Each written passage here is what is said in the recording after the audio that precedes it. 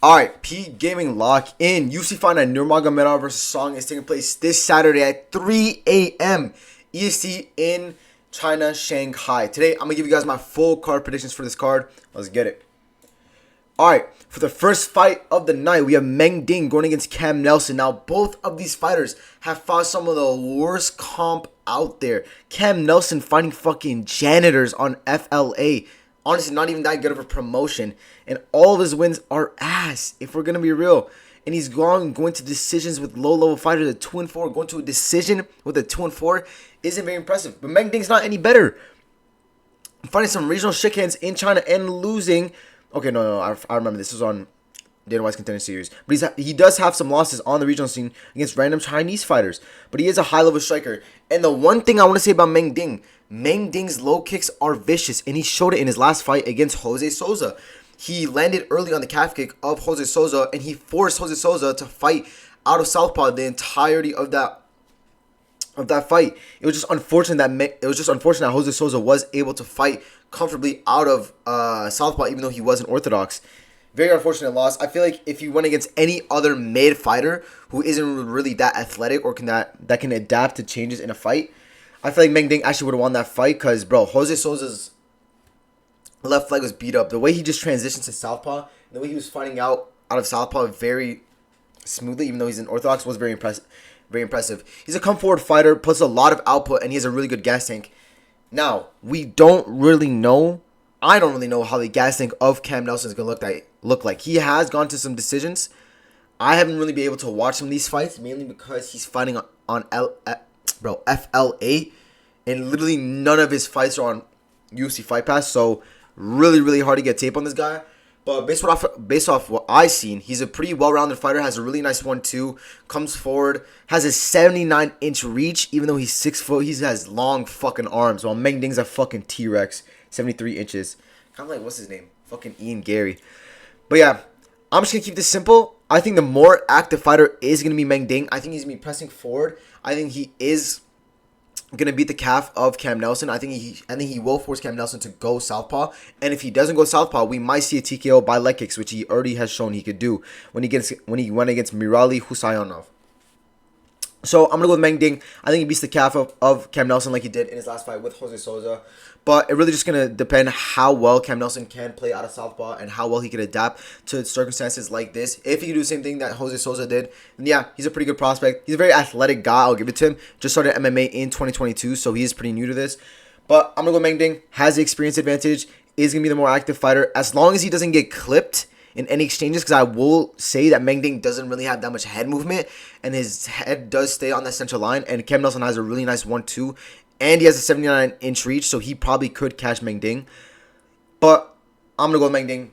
He is going to be the bigger fighter in height, and I think he wins this. Alright, in this next fight, we have Jingyan the Panda Zhang going against Julia Psycho Palashi. Now, both of these fighters did not impress me in their last fight. Mainly Julia Palashi, because even before getting those takedowns against Talita Alencar, she was so low output, just throwing one shot, going tit for tat with Talita Alencar, and she wasn't really leagues better than Talita Alencar in the striking. I'm gonna be real. I had Julia Palashi, and I was like, when that fight was happening, I was just like, bro, I was like telling myself, yeah, Julia Palashi is winning. But when I was like watching, I was like, wow, Julia Palashi is basically getting outstruck by Talita Alencar even before she was getting those takedowns. Maybe Julia Palashi was the more cleaner kickboxer in that fight, obviously, but she was getting caught in some of those exchanges, and she wasn't really pressing forward, wasn't pushing the grappler back against the cage, trying to thwart the grappling attacks. No, she was just standing right in front of Talita Alencar, throwing one strike at a time, going tit for tat. Very unimpressive to me. And then she beat Karolina Kowalkiewicz, the carcass of this woman. Pause. No, that sounded so bad. Bro, can we forget about that? Oh my god. But yeah, not the same fighter that she was on a losing streak. Yeah, don't really rate that one. Lupita Gondinez had a pretty good back and forth with Lupita Gondinez, got taken down. Even outstrike by Lupita Gondinez in some instances. Like I'm saying, her striking is fucking overrated, if I'm going to be real. And then went to split decision with Corey McKenna. It wasn't really a split, but if you're going competitive with Corey McKenna, get the fuck out of here. And I don't even know who this is. This was 2 years ago. I didn't really check that fight. But yeah, also Jing Nang did unimpress me in her last fight against Angela Hill. But you gotta remember, I really feel like Angela Hill was kind of the kryptonite of Jing Dong Nan. And I'm not saying that Jing Dong Nan couldn't have done better. I'm just saying that was a bad matchup for her. A come forward striker who has also grappling and a really nice guillotine that will push her against the cage, has nice knees, really good tie clinch, and will throw elbows in the pocket. Really bad sideless matchup. And in here, I'm going to pick the fighter. In this fight, I do believe the fighter that is going to win is the one that is going to push the pace, the one that is going to throw more output, and the one that is going to try to press the issue. And I do believe it is Jing Dong Zhang. And this is coming from someone who picked her last time and saw her get 30-27. And even though she did get 30-27, the main reason she was losing is because she was getting pushed against the cage. Because Angela Hill was just moving forward. I don't really see Julia Palashi doing that. And even if she does move forward, she's not going to really throw any nasty knees in the middle, any nasty knees to the body, elbows off clinch. She's not going to throw any nasty shots like that to Jing Dong Zhang like Angela Hill. And she doesn't really have that takedown threat like Angela Hill or that nasty front headlock choke series that Angela Hill has. So I'm going to go Jing Dong Zhang, especially if the fights are close. Guess who they're going to side with? They're going to side with the Chinese fighter who recently lost in Macau. So put 2 and 2 together. I think Zhang should win this. Plus, she is going to be bigger than her by 2 inches. Yeah. Alright. In this next fight, we have Lawrence Lok Yin Lu going against Hector Santiago. Now, this is actually a very interesting matchup because I low-key don't agree with the minus 300 price tag. I genuinely don't. Lawrence Louis is a pretty fucking one-dimensional fighter. He's so one-dimensional. Number one, he's just a come-forward boxer that is just trying to wrestle. That is his entire game. His jiu-jitsu is pretty good. He recently got a BJJ brown belt recently, I think this July. So his BJJ is pretty good, but he has 0 submissions. He doesn't throw any calf kicks. He just comes forward, and his boxing is also horrible. Lawrence Louis has horrible kickboxing and boxing. His striking is god-awful. He's just a come-forward wrestler, and he has some pretty decent BJJ and very slick when he takes her back. And he's going against Hector Santiago, someone who has really nice striking, kickboxing champion on the regional scene. And I feel like he is more of a kickboxer than... I think he is more of a boxer than a kickboxer because when I watch his fights, he doesn't really throw that many calf kicks or front teeps to the body. He mainly just boxes. So I don't think Lawrence Louis is going to have a problem here.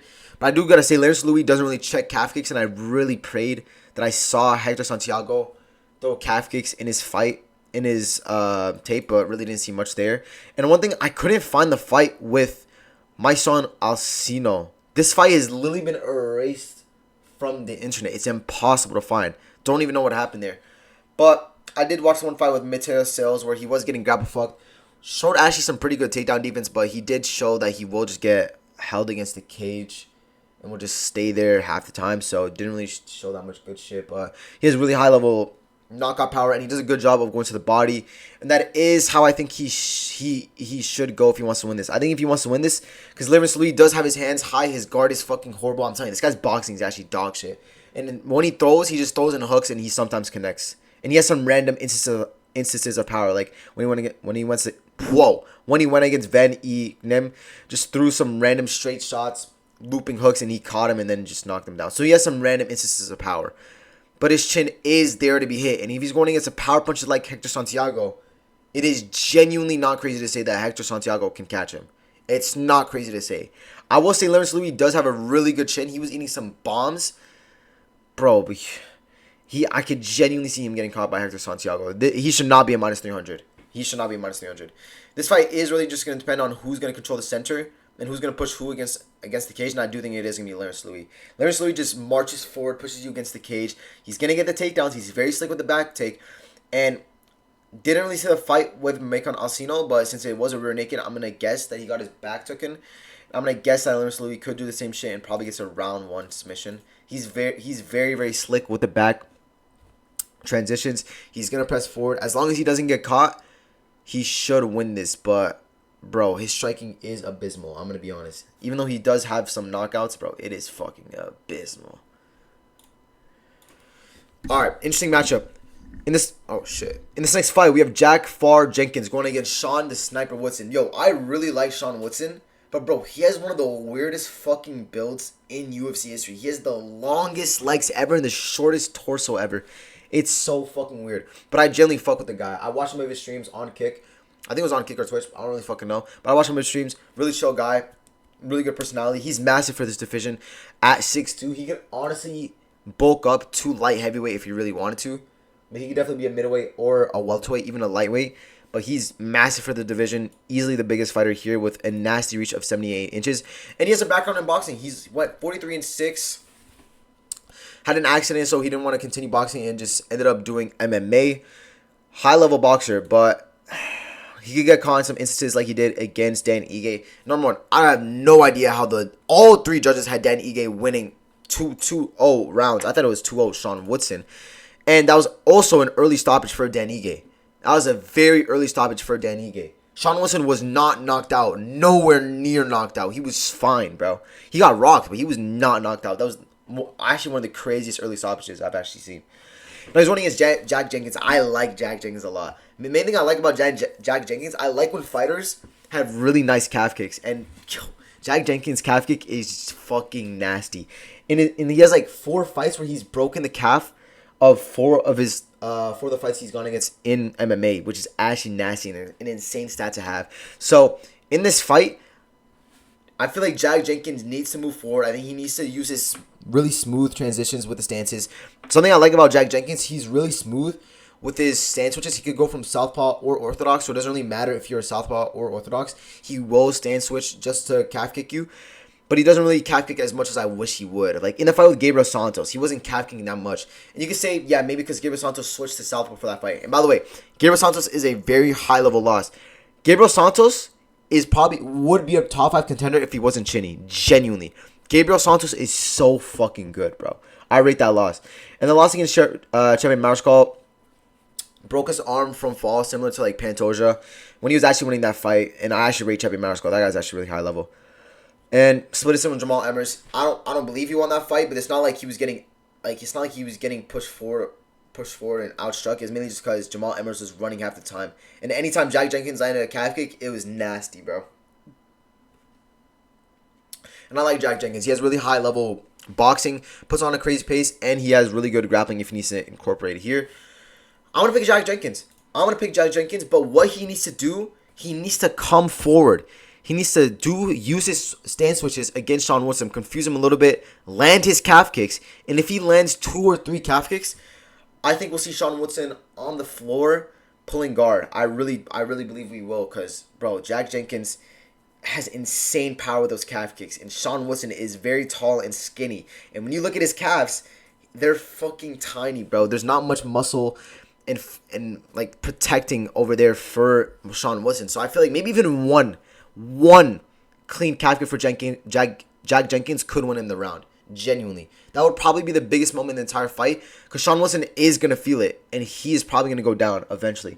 I think Jenkins gets the TKO. I think he gets it in the round 2 via leg kicks. Because people forget, man. Yo, Jack Jenkins' leg kicks are nasty, bro. Fucking nasty. Really high level stuff from him. Ooh. Alright, in this next fight, we have Long Zhao going against Francesco Berserker Nuzzi. Now, I actually did taste study on Francesco Nuzzi, and he's a really high-level striker. Does a nice job of mixing it to the body. Since he is a southpaw, he does have that body kick for most of the orthodox fighters out there, and he is going to have it here. He's going to throw nasty body kicks against Long Zhao. He has really nice timing with the counters. So even if you are pushing him against the cage, he'll counter you very nicely like he did against Bernardo Sopai. And Bernardo Sopai, high-level fighter that I rate a lot. I did pick Timmy Kwamba to beat him, but he really proved me wrong, and he put on an insane performance. And even back then, in 2021, where Francisco Nuzzi went against Bernardo Sopai was still high level. And I have no idea how that was a split decision. You could have honestly scored it more of a 30-27 for Francisco Nuzzi than it was a split decision. But he still ended up winning that via split decision. Francisco Nuzzi is an extremely high-level striker. Has pretty good takedown defense. And you're probably saying, bro, how does he have good takedown defense? He got taken down against Mondo Gutierrez. He didn't get taken down. He fucking slipped. And then Mondo Gutierrez jumped on that shit, submitted him, and then he started celebrating like he did anything. That was the shittiest win by Mondo Gutierrez. He should have lost that shit. But yeah, Francisco Nuzzi is so fucking high level, but he will foul a lot. Even in here, he was eye-poking, so as long as he doesn't foul the foul... Yo, I'm not gonna lie, yo. If there's a way you guys could put like someone who gets a point deduction, put on this fight. These guys are both dirty fighters, if I'm gonna be real. More Long Zhao, but yo, two dirty fighters going at it. Holy shit, there's definitely gonna be a point deduction here. But as long as Francisco Nuzzi keeps it clean, he should be fine here. And the reason he does get a lot of groin shots and eye pokes is because he is a southpaw. And sometimes when you're kicking simultaneously, yeah, most of the time the southpaw is going to land on the groin of the orthodox fighter. And it's just a known thing in MMA. But he's going to be the much better striker here. He has really good takedown defense. This was just a fluke instance. Don't really count that. He should be fine here. Long Zhao is a grappler, but his wrestling is fucking dog shit. He's mainly a BJJ guy, but his fucking grappling's dog shit. More of a striker. Did win his last fight against Cody Garbrandt. Can't tell me twice. Picked him to win there. Su Young Yu just outdid him, even in the striking, and he lost to Chong Ho Lee in the striking. So yeah, Francisco Nuzzi is going to be leagues better in the striking. I think Long Zhao will do tape on Francisco Nuzzi and see that he does have a very, very big hole in the grappling. Even in the fight with Bernardo Sopai, when Francisco Nuzzi would get would get overzealous with the striking, he would get taken down. So he can even get his own takedowns. He can honestly offensive wrestle if he wants to, but the only way Long Zhao wins this is if he grapples, and I don't really rate his wrestling that much. So I think Francisco Nuzzi wins this. I think he wins this by decision, but I really honestly would not be that surprised of a knockout. He's a very explosive striker. I really haven't seen Long Zhao finishing that in a long time, and he's a pretty good dog. So yeah, I'm gonna go with Francisco Nuzzi. I think he wins this via decision. He's a really high-level fighter. Really good signing from the UFC. Alright, in this next fight, we have Rey Tetsura going against Kevin El Gallo Negro Borjas. Whew. Oh yeah, in this fight, I think Rey Tetsura should win this. And he impressed me a lot in his last fight, because his striking, since that Joshua Van fight, in the Louis Guerrero fight, it looked really nice. It looked clean. It looked more tight, more calculated. Wasn't throwing looping hooks. It looked nice. He looked so much better in this fight with Luis Guerrero. He really showed his improved game. And in this fight with Kevin Borjas, he's gonna need that striking to put Kevin Borjas against the cage and get to his wrestling. And I need to say this about Kevin Borjas: the reason he won his last fight against Andre Lima was, one, Andre Lima game planned horribly for that fight. I really feel like he went into that fight thinking, oh my god, at 10-5, this is an easy layup for me. Horrible game planning for that fight. And it was a horrible stylistic matchup too, because he's a very technical kickboxer that comes forward, has a really high guard. Very, very, very bad stylistic matchup where Kevin Borjas is a counter striker. He's a counter striker, and if you come forward with your high guard, he's going to throw in combinations, then run away. He's not a fighter that comes forward throwing. He is a counter striker, and he's shown that all this fight. Even on Rodriguez, he's a counter striker, countered him with an overhand right. Sumar Darji did nothing in this fight because he's a counter striker, and Sumar Darji was just picking him at range, wasn't really coming forward. Ronaldo Rodriguez, fucking dog shit. I don't even need to describe this fight. In the fight with Alessandro Costa, oh shit, pardon me. But in the fight with Alessandro Costa, he didn't really get grappled that much. He mainly just got his calf beaten the fuck out of, and he just pulled guard, and then he got TKO'd via that. Rey Tetsura could do that. I don't know if he's chinning to the calf. Hasn't really seen him get chinned by the calves a lot. I think Alessandro Costa just has some nasty power. But yeah, in this fight, I think Rey Tetsura should win this pretty easily. This might actually go to decision. Didn't even have the full chin of Luis Guerrero. It was kind of just a face crank. It wasn't really a rear naked choke, if we're gonna be real. But he honestly should win here. He's gonna be coming forward. He's gonna try to get the takedowns, and if he gets the takedowns, he should be able to submit Kevin Borjas. So I'm gonna go Rey Tetsura by. I'm gonna go with him by TKO. I'm gonna go with him by TKO. Because even with Luis Guerrero, he was trying to TKO him, but Luis Guerrero was just defending most of it. So I'm going to go Rey Tetsura round 2 TKO. I think he should be able to beat Kevin Borjas. This might actually go over 1.5. Rey Tetsura has good cardio, so does Kevin Borjas. Kevin Borjas counter striker. Rey Tetsura is going to be coming forward. But he's also going to get some of his takedowns. Yeah, I see Rey Tetsura winning this. Alright, in this next fight, we have Andre Mascote Lima going against Namzrai Steppe Warrior Batpa Yar. What a good name, man. What a good fucking name. Andre Lima in his last fight lost his against a 10-5 in Kevin Borjas. Even though it was a big stylistic disadvantage for him, really horrible game playing from Andre Lima. Got rocked a few times in that fight as well. Yeah, just horrible showing from Andre Lima. And he needs to win this fight to show that he is a high-level contender. Yeah, man, that was a very bad look. Going against Namsrai Betbayar, high-level striker that also has a really good grappling and has good transitions to the back. I wasn't very impressed by Namsar Batsiar. I'm gonna be real. His wrestling is very horrible. His grappling is good, but to get to the grappling, you need to wrestle, and his wrestling is very dog shit. I'm gonna be real. His wrestling is actually very, very, very low level. It's pretty fucking ass, and his striking is also pretty fucking ass. I'm gonna be real. I know he has a lot of knockouts. His striking is also ass, believe it or not. The only reason he's getting these knockouts is because he has some really good power. Like, he throws with some heat. Like, in the fight with Angulali, he rocked him. Like, Angulali was winning that first half of the fight pretty easily. Namsarai was trying to get some takedowns, got thrown it off, and was just throwing some random hooks. He landed on Angulali, and then he ended up taking the back very easily and got the submission.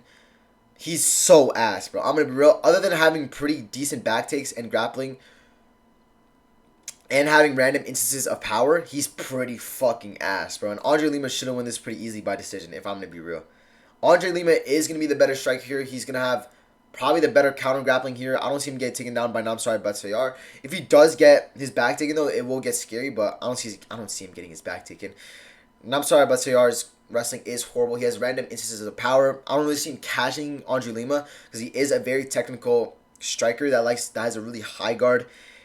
Doesn't really give you any chances to land on him. He did get caught a few times against Kevin Borjas, but that was mainly because he was just, like, if I'm going to be real, he was just, like, getting annoyed from Kevin Borjas just running the entire time. And his guard was coming down, but I think he should look fine here. Really needs a win here because after what he did in that last fight with Kevin Borjas, that shit was disgusting. But he should win here. Let's fucking go, Andre Lima. Let's fucking go. Alright. For the main event, we have Bilal the Indo Ninja Hassan going against Nilson El Rayo Rojas. Now, if I'm going to be completely honest, I understand that Bilal Hassan is a very high-level fighter, and he has really good fight IQ. The main thing I like about his game is his distance management and his fight IQ. Really two good attributes to his game.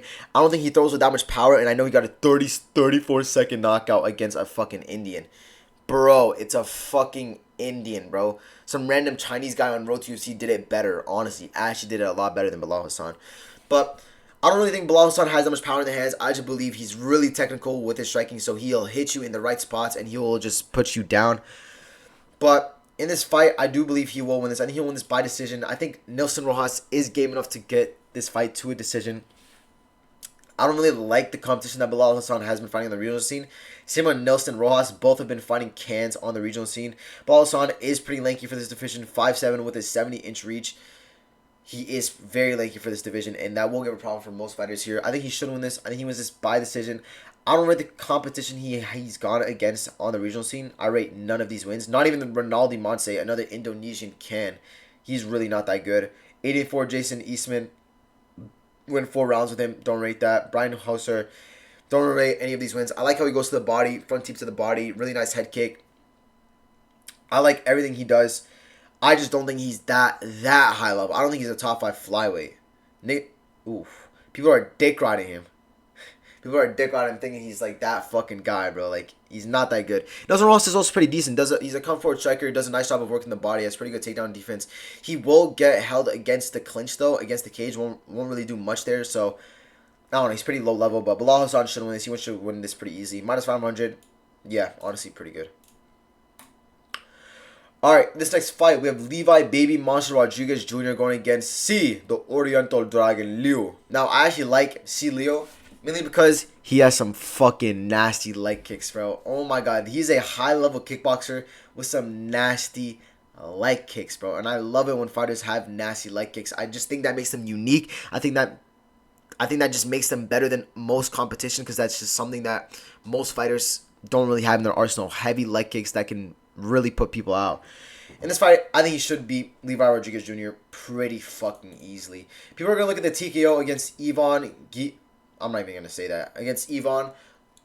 Number one, even though he was getting stung on the feet, he really didn't even get knocked out. He got TKO'd via grapple fuck. Not really grapple fuck. He just got taken down and he just got TKO'd like that. He never really got rocked or dazed. And by the way, this is a high-level fighter who's 7-0 and be really good competition on one championship. This guy's fucking good. And he's on the contender series going against another high-level fighter. They're probably both going to get signed to the UFC, by the way. So, I fucking like this guy. I hope he wins on the contender series. He's really fucking good. And I like Silu. Really high-level kickboxing. Never really got knocked out ever in his career, even in kickboxing. And he's high level, really good at calf kicks. And we saw it in the last fight with Felipe Franco. Levi Rodriguez Jr. was not reacting well to calf kicks. He did not like getting calf kicked. And ever since he's been off the fucking juice, he's been looking dog shit. Same with fucking Alvin Hines. He got off the juice. He got a round 1 killed by RJ fucking Harris. Bro, Levi Rodriguez Jr. is off the sauce. He is dog shit. Minus 185 for Silu is a fucking given. It's going to be a round 1 TKO via leg kicks. I'll guarantee you that he is so much bigger. The only way Levi Rodriguez wins is if he closes the distance and catches Silu. And Silu can be catched because he is, I'm not going to lie, his hands are not really there with his chin. He mainly uses a long guard, but he's going to be fine here. Levi Rodriguez is going to be a fucking miniature blob next to Silu. He's not going to do anything here. I know he has a lot of knockouts. He had a shoulder injury win over Johnny Pereira where he was basically losing. He's dog shit. Levi Rodriguez Jr. isn't winning this. Silu in 6. 6 seconds, by the way. Not like 6 rounds. Alright, in this next fight, we have Alex Perez going against Sumar Darji, the Tabian Eagle. The fact that 22% of Tapology is picking Alex Perez when we literally saw him get knocked down against Sumar Darji in fake barf is kind of fucking crazy. I'm going to be real. It's kind of fucking crazy. And minus 200 for somebody who was basically winning the last fight, that's a fucking given, is it not? I think Sumar Darji wins this because he was winning the last fight. Recorded a knockdown in the second round after a very competitive first round where Alex Perez was winning. I even picked him to win. And he was winning, so it wasn't a horrible pick for me, but was really slowing down near the second and third round. It looked like he was gassing out because he wasn't able to really amount to any offense against Sumar Darji. Sumar Darji was doing a good job of using his reach, staying away from the power shots of Alex Perez, and was just picking him apart from range. And yeah, the same thing's going to happen here. Same thing in the first fight is going to happen here. Sumar Darji is just going to pick him apart from range. I think he'll actually 30-27 him this time. I think he'll do fine here. The only thing Alex Perez really has is that blitz into the pocket where he could catch you, and I don't think he'll catch Sumar Darji. And Sumar Darji also has a pretty good fucking chin. He's underrated. So yeah, I'm going to pick Sumar Darji. I think he wins this by decision because he was literally winning the last fight. Anybody picking Alex Perez to win this last fight probably just looked at the scorecard, saw, Alex Perez was winning. Alex Perez was winning. Like, bro, come on. Sumar Darji should win this pretty easily. Alright, in this next fight, we have the Mongolian murderer Arichi Lang going against Kai Asakura. Now, in Kai Asakura's last fight against Cameron Smotherman, he low-key was my lock of the night. Fucking paid off. Cameron Smotherman's dog shit. Minus 300 for Kai Asakura in that spot was insane. Same here, minus 400 for him going against Arichi Lang. It's insane. He's going to win this easily. Arichi Lang doesn't have that good of a chin. And I'm not even talking about this. I'm talking about the one with fucking... What's the one against fucking Ayman Zahabi where he got caught in the first minute and then got ground and pound TKO'd. Horrible look from Arichi Lang. Arichi Lang isn't that great defensively sound, and he can get caught. And when he gets caught, he can get rocked hard. And if you're going against a high-level striker like Kai Asakura, he's going to catch you. And he's probably going to catch you early. I think Kai Asakura catches him very early in the first round. Didn't really get knocked out here against Cody Haddon. Cody Haddon, high-level fighter, by the way. We need to talk about it. He is so fucking high-level. Should have got performance of the night there. Like how one-sided that fight was actually insane. He's a striker, and he was out-grappling Arichi Lang pretty easily. But in this fight, I do see Kai Asakura push the pace against Arichi Lang. I think he catches Arichi Lang pretty early, and I think he knocks him out. I don't really rate the chin of Arichi Lang. Didn't really go down here via knockout, just mainly because of liver failure. Those knees to the liver of Arichi Lang were nasty, and he had to go down. That was insane. But yeah, I'm going to pick Kai Asakura. I think he knocks out Arichi Lang. He's a little bit of a quitter, I'm not going to lie. And I think he loses here. I don't rate him at all. Never even rated him after his win over Cody Gibson. Even though Cody Gibson's never been chinned, Cody Gibson's dog shit. So, don't really rate that. Whew. Alright, in this next fight, we have Jun Non Yan going against Denise D. Gomez. Now, I'm going to be real. I don't agree with the scorecards from the last fight with Jun Non Yan versus Verna Jandiroba. I thought she won that first round. I thought she did a good job in the first half, throwing off the grappling attacks from Verna Jandiroba. And even when she did get taken down, she was very active off of her back, throwing some strikes. Even though she was getting caught with some submission attempts, which I guess could favor Nurmagomedov and get her the round. None of them were very deep, and she didn't really she wasn't even really gonna get submitted by any of those. So I really thought she won that. But yeah, these are two high level strikers going at it, and I'm just gonna really keep it this simple. Denise Gomez has been going to get some fucking cans. Eduardo Mora's shitty ass striking grappler was able to thwart the grappling of Eduardo Mora, won that via split decision. Shouldn't have been a split. She won that. Obviously, Carolina Kalosic, striker, but not really in her prime anymore. Looked dog shit over there. At least Reed, chinny dog shit. And Tia Pennington, too technical of a striker, not that good anymore. Wasn't really throwing that much offense against Denise Gomez, was getting pressured. That shit's not happening with Jen Yan. Jen Yan, it does a really good job of going to the body and going up to the head. She's a really high-level striker, training with Team Alpha Male. Oh, you are your favorite son. You are your favorite son. She's going to do fine here, bro. I really do believe she did kind of get robbed on the scorecards with Verna Janarova, but that was not a 30-27 decision. She's a really high-level striker, very good fight IQ. She's pretty big for the division as well at 5'5". For Shari, that's actually pretty fucking big. She's going to size Denise Gomez, who's a fucking man, by the way. I think her boyfriend's fucking Ketlin Souza. Disgusting, but shit, people do what they fucking want. And I think Jin Nonyan should win this. She's going to have the favor with being Chinese, especially after losing her last fight. They're going to want her on a win streak. And yeah, I feel like Denise Gomez is a pretty decent striker, but she's been outstruck and outdogged by other strikers like Loma Lukbumi and Angela Hill. So I think Jin Nonyan should win this pretty easily. She's going to have the crowd advantage. And yo, and something else I forgot to say about these fucking Chinese fighters. Anytime a Chinese fighter does like semi-good strike or does like anything very impactful, they go, oh, hello, good stuff. So if you're a judge and you're just hearing most of the time the Chinese fighter land crazy shots because the fans are going crazy over it, it can influence you. It really could. And I am a little biased toward Jin Nonyan because I don't rate Denise Gomez. I really don't. She's just a very confident striker that moves forward, and because she has a lot of power, she knows that she could win most of her fights. But I don't think she beats Jin Nonyan. She has a pretty good chin. Never really been knocked out ever. And she's a dog. And I think she wins this. Yeah. Alright, for the main event, we have Umar Nurmagomedov going against Yadong, the Kung Fu Kid Song. Now, Yadong Song's going to lose this. Yeah, Umar Nurmagomedov is going to win this pretty fucking easily. And it's not even like Yadong Song has a crazy advantage on the feet. Umar Nurmagomedov's striking is really fucking good, bro. Really, really fucking good. Even after his loss against Merab Dvalishvili, this striking performance he put on Mario Bautista and the grappling performance he did was pretty fucking impressive. His striking actually is very good, and I actually rate it a lot. I think the striking between Yadong Song and Umar Nurmagomedov is pretty decently close. And it's nowhere near as close as the wrestling gap that there is here. Because even though he did beat Davison Figueroa via guillotine, and he probably could do the same thing against Umar Nurmagomedov, other than that, he got taken down by Figgy late in the first round, and he was getting taken down again. So, yeah, I think Umar Nurmagomedov just gets a grapple fuck via 5 rounds, and he'll honestly look pretty comfortable on the feet as well. I think he's going to be fine here. I think he will be getting, not like shamed, but I feel like people are going to be like, Go Song! You're the pride of China! I'm not racist, by the way. Come on. This is all for fucking content. Like, brother, come on. Oh my God. But no, Umar Nurmagomedov should win this pretty fucking easily. This is a pretty easy match for him. Really nice striking. Amazing wrestler. Yadong Song doesn't have the greatest takedown defense. Does have random gillies like he showed in his last fight against Davison Figueroa. But other than that, if you're picking Yadong Song to win by random gilly, you're a fucking retard. Umar Nurmagomedov in 5. Alright, that is it for my picks for UFC Shanghai. If you guys enjoyed the video, like, subscribe, do all that good shit. I'm going to see you guys in the next one. Peace.